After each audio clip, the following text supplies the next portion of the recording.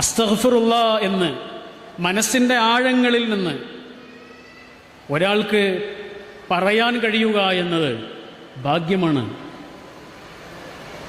ഒരു നോമ്പനുഷ്ഠിക്കുവാൻ ആയുസ്സും ആരോഗ്യവും ഉണ്ടായി നമ്മളുണ്ട് എന്നത് ഭാഗ്യമാണ്. ഒരു സുജൂദ് കൂടി അള്ളാഹുവിൻ്റെ മുന്നിൽ അർപ്പിക്കുവാൻ നമുക്ക് സാധിക്കുന്നുണ്ട് എങ്കിൽ അത് ഭാഗ്യമാണ്. ഇങ്ങനെ നമ്മൾ ജീവിതത്തെ കാണാൻ തുടങ്ങുമ്പോൾ ജീവിതത്തിൻ്റെ ഓരോ അംശവും നമ്മൾ സന്തോഷിക്കുവാൻ തുടങ്ങും. ജീവിതം തന്നെ ഒരു സന്തോഷമായി മാറും. അങ്ങനെ ജീവിതത്തെ കാണാൻ തുടങ്ങുമ്പോൾ അതാണ് യഥാർത്ഥത്തിൽ ഇസ്ലാമിൻ്റെ രുചി എന്ന്, ടേസ്റ്റ് എന്ന് നമുക്ക് മനസ്സിലാവും. നമ്മളെല്ലാവരും നോമ്പിലാണുള്ളത്. നോമ്പ് നമ്മുടെ ഉള്ളിലേക്ക് നമ്മെ ചിന്തിപ്പിക്കുന്ന ഇബാദത്താണ്. നമ്മുടെ ഉള്ളിലേക്ക് നമ്മളെ കൊണ്ടുപോവാണ്. നമ്മുടെ മനസ്സിൻ്റെ അകത്തേക്ക് നമ്മളെ കൊണ്ടുപോവാണ്. മനസ്സാണ് ഏറ്റവും പ്രധാനം. ഒരു ചെറിയ കുട്ടിയേക്കാൾ നമ്മൾ ശ്രദ്ധിക്കേണ്ടതാണ് മനസ്സ്. ഒരു കുട്ടിക്ക് തീയിനെക്കുറിച്ച് അറിയില്ല, വെള്ളത്തെക്കുറിച്ച് അറിയില്ല, അപകടങ്ങളെക്കുറിച്ച് അറിയില്ല. അവനെവിടേക്കും പോവാം.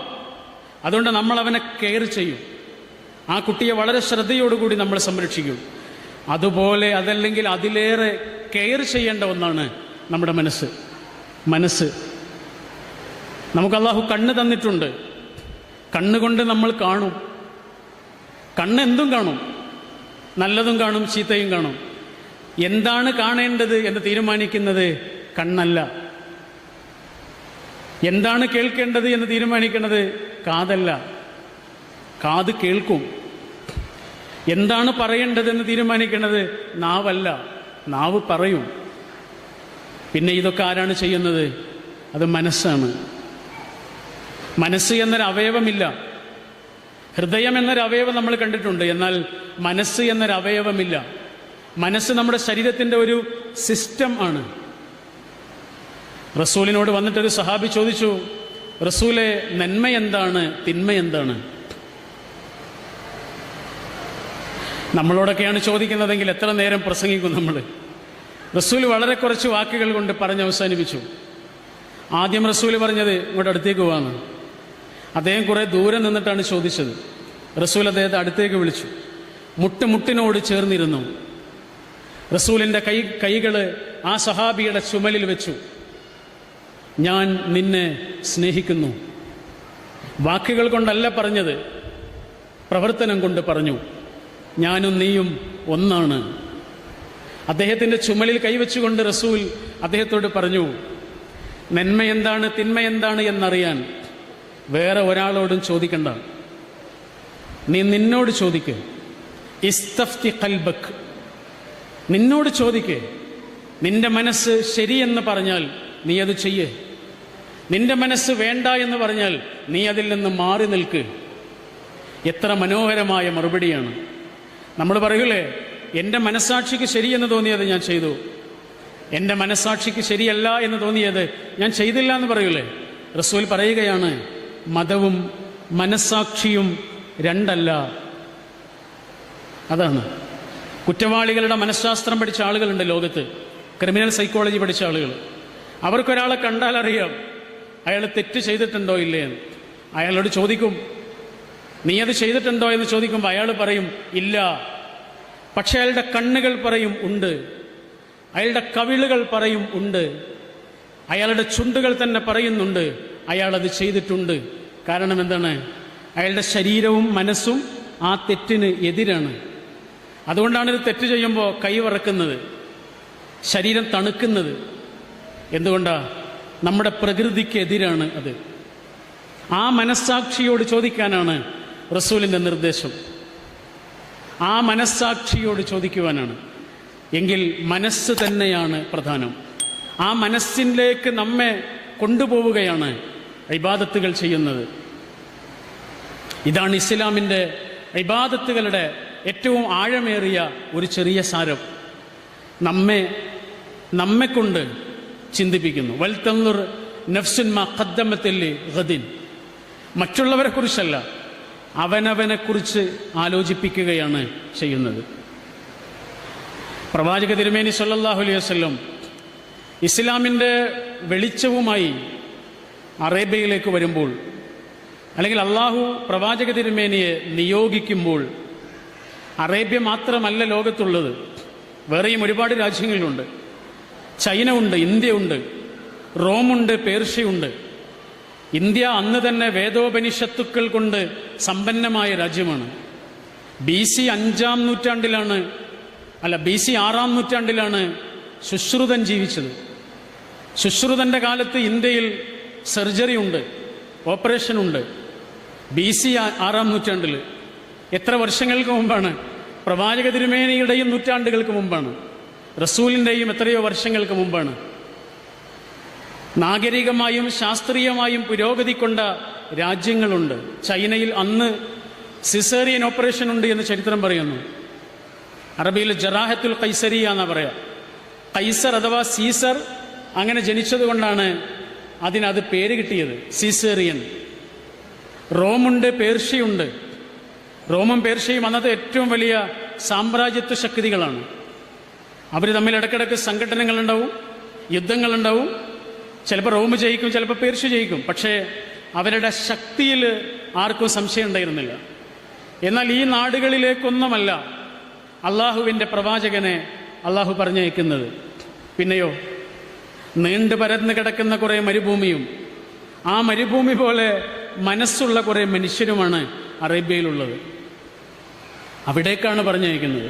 എന്നിട്ട് എന്ത് സംഭവിച്ചു? ലോക ചരിത്ര സംഗ്രഹം എഴുതിയിട്ടുള്ള H.G. വെൽസിൻ്റെ ഒരു പുസ്തകമുണ്ട്, ലോക ചരിത്ര സംഗ്രഹം എന്ന് തന്നെയാണ് മലയാളത്തിൽ അതിൻ്റെ പേര്. H.G. വെൽസ് മുസ്ലിമല്ല എന്ന് മാത്രമല്ല, ദൈവവിശ്വാസി തന്നെയല്ല.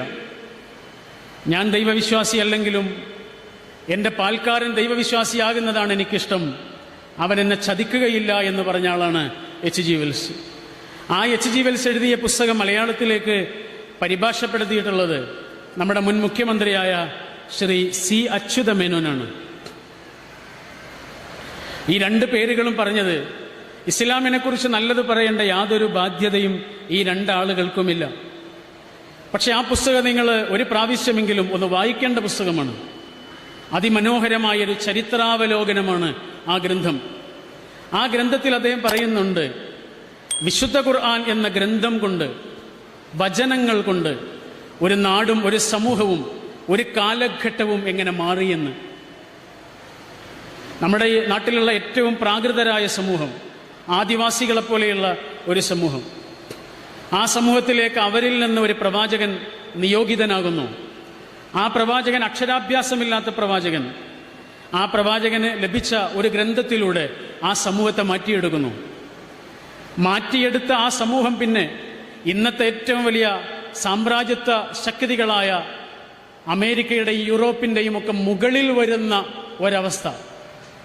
അദ്ദേഹം പറയുന്നു, നമുക്ക് സങ്കല്പിക്കാൻ പോലും കഴിയില്ല. ശരിയാണ്, നമുക്ക് സങ്കല്പിക്കാൻ പോലും കഴിയില്ല. പിന്നീട് അദ്ദേഹം പറയാണ്, എന്നാൽ അതാണ് വിശുദ്ധ ഖുർആന് കൊണ്ട് സംഭവിച്ചത്. വിശുദ്ധ ഖുർആന് കൊണ്ട് ആ സമൂഹത്തിൽ സംഭവിച്ചത് അതാണ്. നീതിയോ നിയമമോ ഇല്ലാതിരുന്ന കാട്ടറബിക്കൂട്ടം നിയമം പാലിക്കുന്ന ഖലീഫമാരായി പരിവർത്തിപ്പിക്കപ്പെട്ടു. അതാണ് ഖുർആന് കൊണ്ട് സംഭവിച്ചത്. ഇസ്ലാമിൻ്റെ മധുരമാണ് അവർ അനുഭവിച്ചത്. ഇസ്ലാമിൻ്റെ ഒരു മധുരം അനുഭവിച്ചപ്പോൾ ഒരു കാലഘട്ടമാണ് മാറുന്നത്. പ്രവാചക തിരുമേനി സല്ലല്ലാഹു അലൈഹി വസല്ലം വിശുദ്ധ ഖുർആന് കൊണ്ട് അവതരിപ്പിക്കപ്പെടുന്ന കാലത്ത് ഇസ്ലാമോഫോബിയ വളരെ വ്യാപകമായിരുന്നു. ഇസ്ലാമിനെ കുറിച്ചുള്ള പേടി പ്രചരിപ്പിക്കൽ ഇന്നും വളരെ വ്യാപകമാണ്. ഏറ്റവും ആധുനികമായ സങ്കേതങ്ങൾ ഉപയോഗിക്കുന്നു എന്ന് മാത്രം. ഫോബിയ എന്ന് പറഞ്ഞാൽ ഒരു കാര്യത്തെക്കുറിച്ചുള്ള പേടിയാണ്. ചില ആളുകൾക്ക് വെള്ളത്തെ പേടിയുണ്ടാവും, ഹൈഡ്രോഫോബിയ എന്ന് പറയും. ചില ആളുകൾക്ക് രാത്രിയെ പേടിയാണ്, നെട്രോഫോബിയ എന്ന് പറയും. അപ്പം നമ്മൾ ആരെയാണ് ചികിത്സിക്കുക? ആരെയാ ചികിത്സിക്കുക? രാത്രിയെ നമ്മൾ ചികിത്സിക്കൂല. അതാർക്കാണോ പിടിപെട്ടത് അയാളെയാണ് ചികിത്സിക്കുക. അതൊരു മനോവൈകല്യമാണ്. അങ്ങനെയാണെങ്കിൽ ഇസ്ലാമോഫോബിയ ഉണ്ടാകുമ്പോൾ ചികിത്സിക്കേണ്ടത് ഇസ്ലാമിനെയല്ല. ചില ആളുകൾ പറയുന്നു ഇസ്ലാമിനെയാണ് ചികിത്സിക്കേണ്ടത്. അതാണ് ശരീഅത്തിലെ മാറ്റം വേണമെന്നൊക്കെ പറയുന്നതിൻ്റെ അർത്ഥം അതാണ്. ചികിത്സിക്കേണ്ടത് ഇസ്ലാമിനെയാണ്, ഇസ്ലാമിനെയല്ല ചികിത്സിക്കേണ്ടത്. ആരെയാണോ അത് പിടികൂടിയത് അവരെയാണ് ചികിത്സിക്കേണ്ടത്. ഇസ്ലാമോഫോബിയ വളരെ വ്യാപകമായ ആ കാലത്ത് റസൂൽ സല്ലല്ലാഹു അലൈഹി വസല്ലം വളരെയധികം ആഗ്രഹിച്ചിരുന്നു ഉമറിന്റെ ഇസ്ലാം പ്രവേശം. ഉമർ ഇസ്ലാമിലേക്ക് വന്നെങ്കിലെന്ന് റസൂൽ പ്രാർത്ഥിക്കുക പോലും ചെയ്തിട്ടുണ്ട്. ഉമർ ഇസ്ലാമിലേക്ക് കടന്നു വന്നു. ഇസ്ലാമിലേക്ക് ഉമർ കടന്നു വന്നപ്പോൾ ഒരു വ്യക്തിയായിരുന്നില്ല, ഒരു കാലഘട്ടമായിരുന്നു കടന്നു വരുന്നത്. അന്നോളം മുസ്ലിങ്ങൾക്കുണ്ടായിരുന്നതിനേക്കാൾ വലിയ ഒരു അന്തസ്സും ധൈര്യവും അവർക്ക് ലഭിച്ചുവെന്ന് ചരിത്ര പുസ്തകങ്ങളിൽ നിന്ന് നമ്മൾ വായിക്കുന്നു. പിന്നീട് ആ ഉമറിന് എന്ത് സംഭവിച്ചു? ഒരു വ്യക്തിയിൽ ഇസ്ലാമിന്റെ വെളിച്ചം കടക്കുമ്പോൾ ആ വ്യക്തിക്ക് എന്ത് സംഭവിക്കുമെന്നതിൻ്റെ ഏറ്റവും മനോഹരമായ ഉദാഹരണമാണ് ഉമറിന്റെ ഇസ്ലാം പ്രവേശം. ഇസ്ലാം ഒരു വെളിച്ചമാണ്. വെളിച്ചം ഇരുട്ടിനെ ഇല്ലാതെയാക്കുന്നതാണ് വെളിച്ചം. വെളിച്ചമാണ് സത്യം, ഇരുട്ടില്ല. ഇരുട്ട് എന്ന് പറഞ്ഞൊരു സംഗതിയേ ഈ ലോകത്തില്ല. വെളിച്ചം എവിടെ ഇല്ലാതെയാകുന്നുവോ അവിടെ ഉണ്ടാകുന്നതാണ് ഇരുട്ട്. വെളിച്ചം പുറത്തേക്ക് വരുന്ന ടോർച്ചുണ്ട്, എന്നാൽ ഇരുട്ട് പുറത്തേക്ക് വരുന്ന ടോർച്ചുണ്ടോ? ഇല്ല. എന്തുകൊണ്ട്? ഇരുട്ടിന് എക്സിസ്റ്റൻസ് ഇല്ല, ഇരുട്ടിനൊരു അസ്തിത്വമില്ല.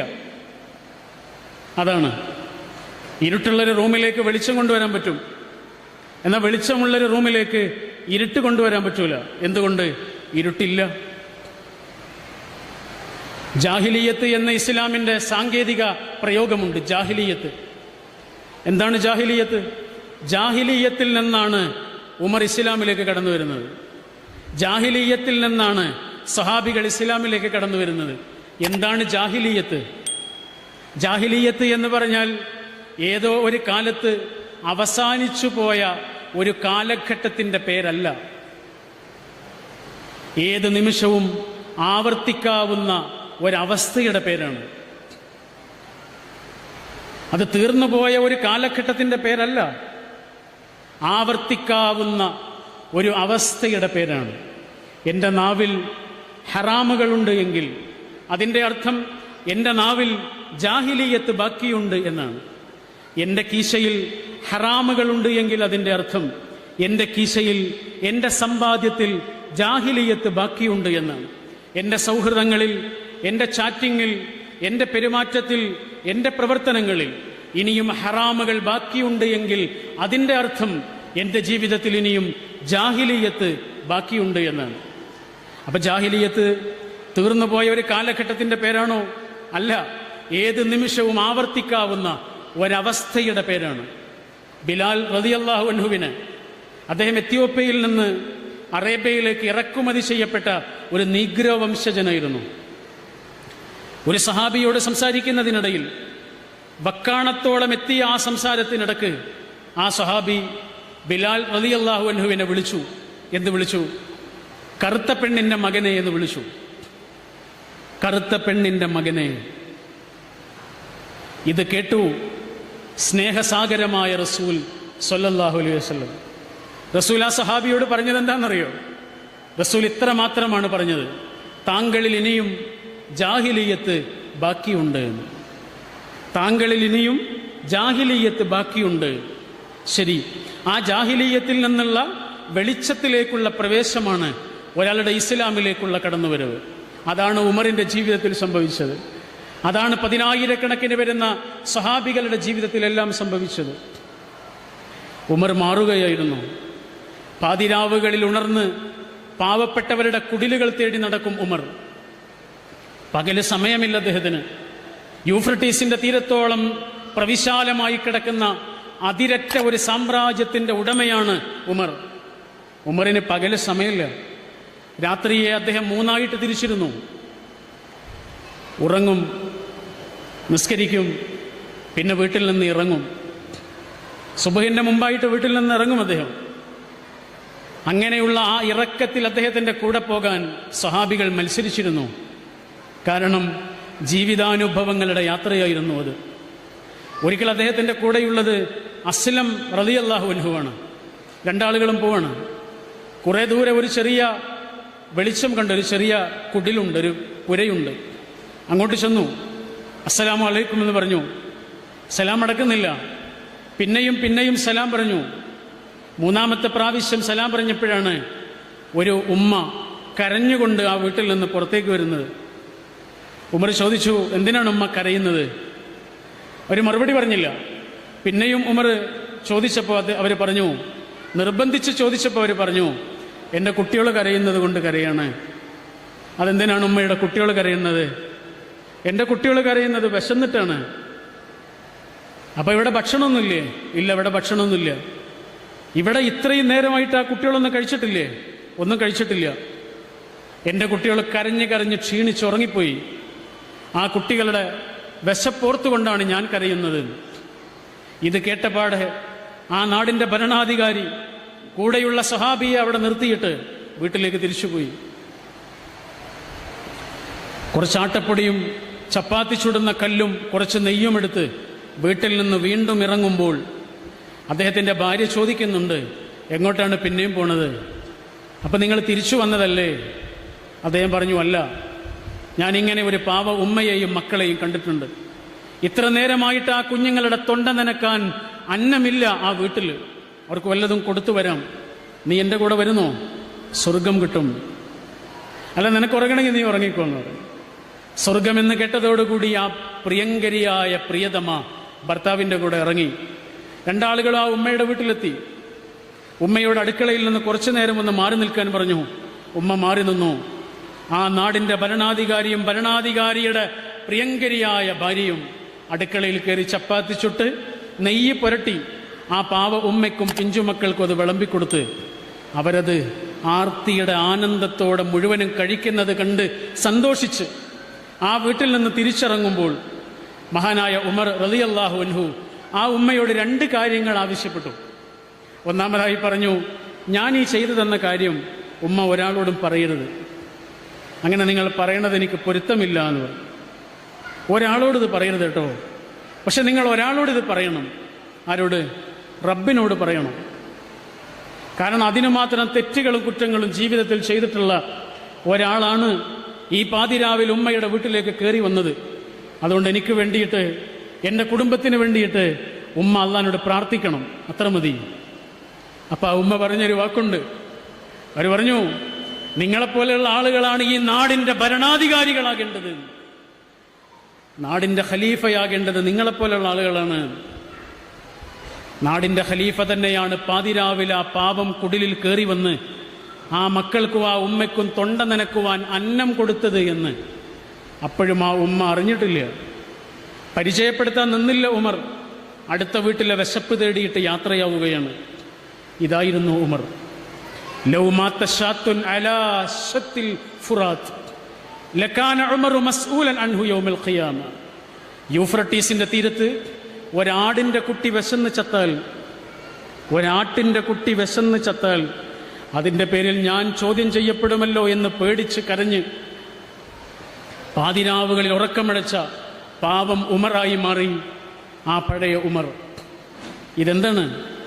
ഇതൊരു വെളിച്ചത്തിൻ്റെ കടന്നുവരവാണ്. എത്രയോ കാലം അവർക്ക് നഷ്ടപ്പെട്ടു പോയി. ജീവിതത്തിലെ വലിയ ഒരു ആയുസ് ജാഹിലിയത്തിലായിരുന്നു അവർ. പിന്നെ അവർ വെളിച്ചത്തിലേക്ക് കടന്നു വരികയാണ്. അവരുടെ ജീവിതം മാറുകയാണ്.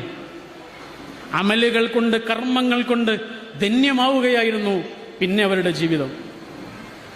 അള്ളാഹു നമുക്ക് എന്തൊരു അനുഗ്രഹം തന്നിട്ടുണ്ടോ ആ അനുഗ്രഹങ്ങളെല്ലാം അമലുകൾ ചെയ്യാനാണ്, അല്ലാതെ അതിന് വേറെ ലക്ഷ്യമൊന്നുമില്ല. അതാണ് അള്ളാഹു പറഞ്ഞത്, അംഫിഖൂ മിമ്മാ റസഖ്നാകും, അംഫിഖൂ മിമ്മാ റസഖ്നാകും. നമ്മൾ ഈ ആയത്ത് പറയാറുള്ളത് എപ്പോഴാണ്? സമ്പത്ത് ചെലവഴിക്കുന്നതിനെ കുറിച്ച് പറയുമ്പോഴാണ്, സ്വതക്ക കൊടുക്കേണ്ടതിനെ കുറിച്ച് പ്രസംഗിക്കുമ്പോഴാണ്. സമ്പത്തിനെ കുറിച്ച് വല്ലതും പറഞ്ഞിട്ടുണ്ടോ ആ ആയത്തിൽ? ഒന്നും പറഞ്ഞിട്ടില്ല. ആ ആയത്തിൽ അള്ളാഹു പറഞ്ഞത്, നിങ്ങൾക്ക് അള്ളാഹു എന്താണോ തന്നത് അതിൽ നിന്ന് ചെലവഴിക്കുക.